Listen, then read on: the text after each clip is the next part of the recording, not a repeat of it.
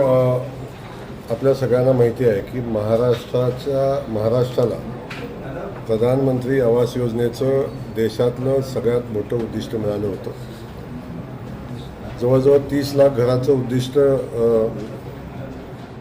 मिळालं. ते घरकुलं मंजूरही झाली, प्रत्यक्षात कामाला सुरुवात झाली आणि विक्रमी वेळेमध्ये 5 लाख घरकुलांचं बांधून आमची पूर्ण झाली.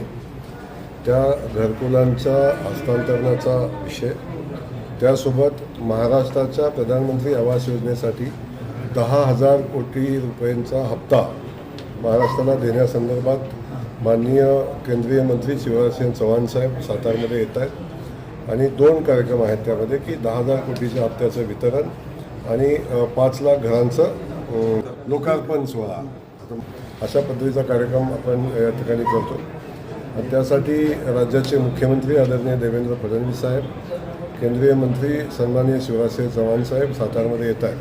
त्या कार्यक्रमाच्या अनुषंगानं, तयारीच्या अनुषंगानं आज आम्ही बैठक घेतली आणि हा राज्यव्यापी कार्यक्रम असल्यामुळे भव्य दिव्य व्हावा म्हणून सगळ्या अधिकाऱ्यांच्यासोबत, आमच्या पदाधिकाऱ्यांच्यासोबत, पार्टीसोबत चर्चा करून एक भव्य दिव्य कार्यक्रम व्हावा अशा पद्धतीचं नियोजन केलं आहे.